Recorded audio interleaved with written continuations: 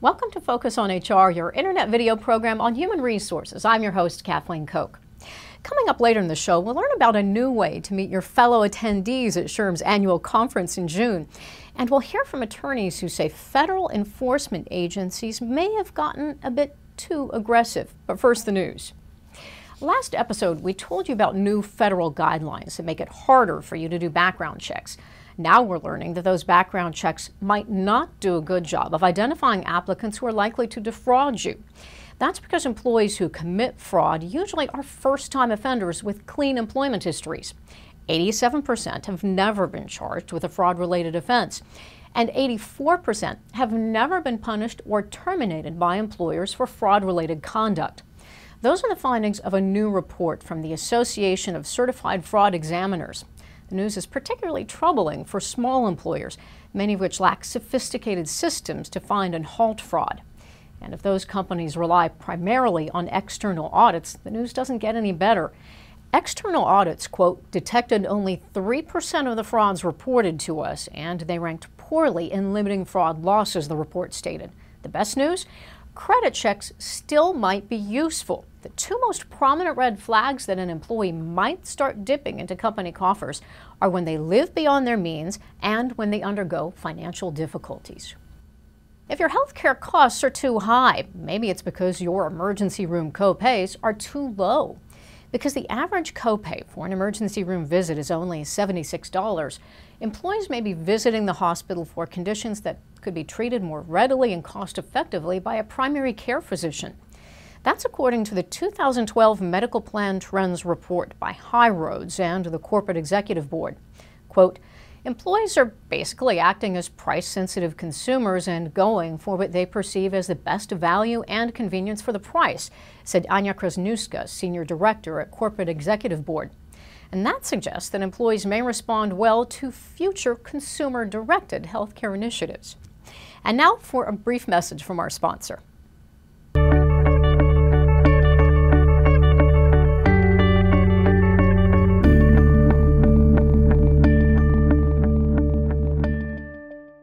Get ready for yet another update on the latest union rules from the National Labor Relations Board. We've reported previously that one of the rules, which dealt with workplace posters, was supposed to take effect April 30th, but was held up by a court injunction.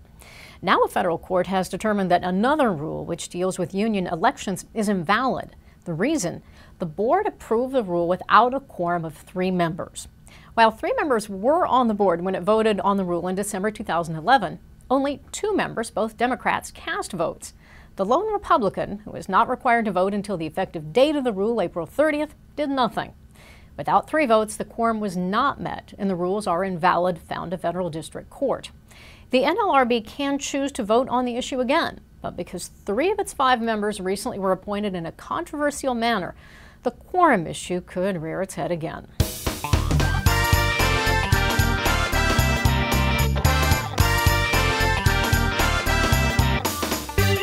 Networking can be like eating your vegetables. Even though it will help you grow, you might not be excited about doing it. But that's about to change for anyone attending SHRM's annual conference in Atlanta next month. There is a new and exciting way to meet and interact with your fellow HR professionals. To learn more, we spoke with SHRM's Director of Social Strategy, Curtis Midkiff. So I understand at this year's national conference, you're going to have a special area for networking and interacting. What is it called, and what will attendees be able to do there? It's called the Hive, and it's going to be a social experience for attendees. So they're going to be able to learn socially, so they'll be able to learn with their other peers about kind of hot topics in social media and HR. They'll also be able to learn about the things that SHRM is doing, like the SHRM Connect platform and some of our other technologies. Of all of the activities that are scheduled at the Hive, do you have any personal favorites? It's tough to choose. It's really tough to choose, but I think of all the things happening, I like the Smart Bar the best. Okay, what's the Smart Bar? Well, the Smart Bar is a place where you can come and you can ask questions of experts in the fields of social media and recruiting and some of the intersections between social media and HR.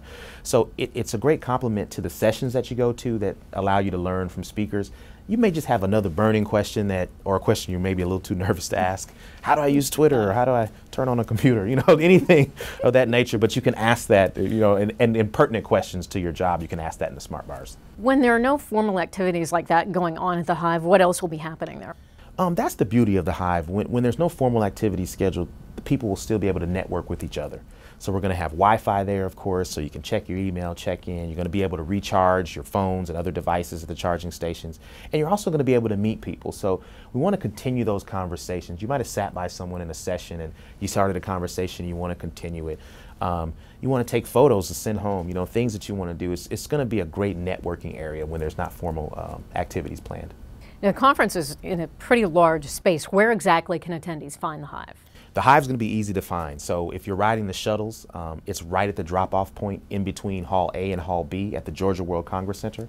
So once you're dropped off, you will see us making quite a hubbub to get you to the Hive. What about people who aren't at the conference? Is there any way that they can interact with what's happening in the Hive? We're going to encourage people in the Hive, as well as the entire conference, to share tweets, photos, videos, and other content on the Buzz site, the SHRM Buzz site. That's what I was going to ask you about next, because we just learned in a recent interview about this Buzz site, which is a social engagement site for the conference, and now we have the Hive. So what's this all about? Since when did SHRM become such a big fan of bees? Well, you know, it's a part of the whole environment that we've used, or the marketing environment that we use to encourage people to come to the conference. There's so many things you can be by attending the conference. You can be connected, be educated, be social, be aware of new trends. And then you have the online, which is the Buzz. So that's kind of the buzz leading up to the conference. And then the Hive is where all of this is going to come together offline. So it's a great place to really take that connection to the face-to-face level. Very cool. Curtis Midkiff, SHRM's Director of Social Engagement, thanks for joining us. Thanks for having me. And now here's a quick reminder why you should be part of the Hive and participate in all the other great events at this year's conference.